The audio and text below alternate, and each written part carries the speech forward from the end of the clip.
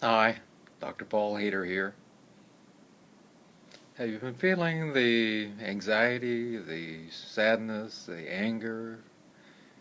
I just put it out to a bunch of my friends and spiritual people, and they were all saying they feel the exact same thing going on around the world. I think a lot of people, even the spiritual friends and spiritual connections that I have with saints and gurus, they're all feeling the exact same thing. That this anger, this sadness is kind of building. And it's important that we pray for those people who are feeling this. Negative energy creates that, and it kind of latches onto people, and especially when they don't have something that they believe about, and believe in themselves, in God, the universe, the one and only. And when they feel alone, it creates this great anxiety, which builds into sadness and a lot of times anger also. And they're frustrated with what's going on in the world. So we have to allow ourselves to take care of the one that we can take care of, which is us and the people around us.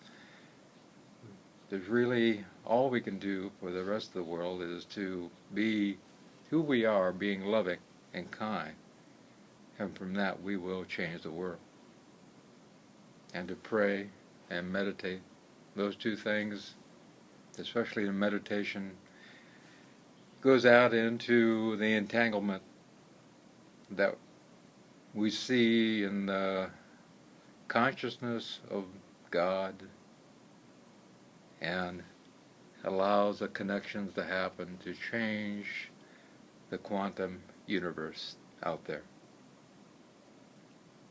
And we are part of that collectiveness, and we can change it all. Those of us who think of every morning as a special gift that pray with gratitude and love, and we are the ones that, including you and me and everyone else in your community, who can uplift the world and bring it to another level. We can do that.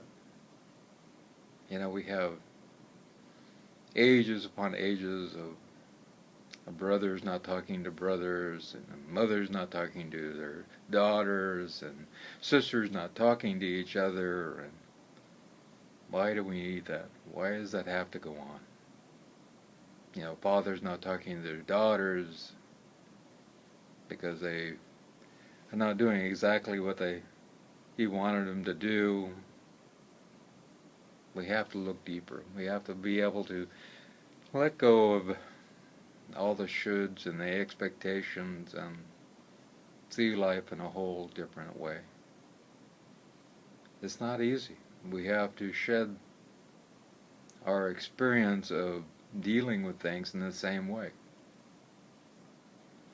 And the one thing I found out, I've been doing a raw foods diet for a while now, and one thing I figured out on this diet is most of what we do, especially eating, is a habit.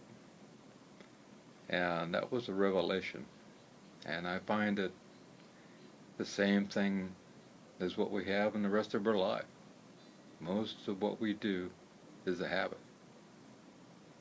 And when we go inside and contemplate, why am I doing that? Why am I getting upset with this person?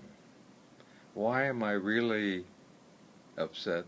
A lot of times it boils down to the fact that I'm kind of upset with myself, and I'm not happy inside. So when we allow ourselves to come down to that final denominator, everything changes. We see life in a total different way. And that's why meditation and prayer and contemplation, being in nature, all these different things allow us to find that truth, that special truth which is deep down inside. The truth is there. It's always been there for us to capture in our heart. is kind of swimming around like a fish that's elusive, and we're trying to catch the tail of the fish with our hands. It's not until we still the waters by putting in a couple of little, barriers, and when the fish is there, when we can pick it up and look at it and go, wow, look at those little speckles on the fish. Now I really understand. But it takes stilling the waters until we can get to that point. No amount of frustration, no amount of anger, no amount of rage, no amount of hatred, all these things only muddy the waters, and we can never find that fish in that pond with a lot of mud being stirred up. In fact, we can't even tell where it's at, let alone find it. We have to allow ourselves to get to a point of being like Amma. That lady sits down and hugs 40 to 70,000 people a day without getting up and straight through the day. I don't know how she does it. I don't know. It's amazing. But to love people no matter what baggage they bring, what stuff they've done in their past, and what shame and guilt they have, no matter what's going on, just to love them as they are, whether they be a millionaire or a beggar, it doesn't really matter, You see all with a great respect. Anyway, I got invited to a writers group, and I put a couple things in there, and then I was attacked by all these people, and I said, well, this is not for me. So I asked the group organizer, I'm going to leave this group, but I said, respect is very, very important. And it came back to me, we don't have to respect anybody. That's not important to this group, and it's not important to life. And I, okay. And that's what we're seeing now. Seeing a lot of not being respectful, and respect is the first inkling of moving towards love. And if we ever are going to get over all these challenges we have on this earth right now, we have to start with at least respect in everything that we do.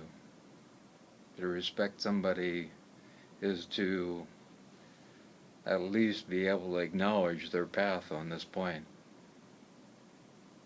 And then it also opens up the heart, and we can start breaking down the ego at that point and seeing life in a different way.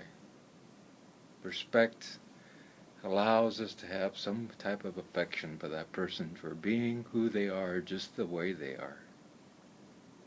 And I think that's the first step towards love. I love you.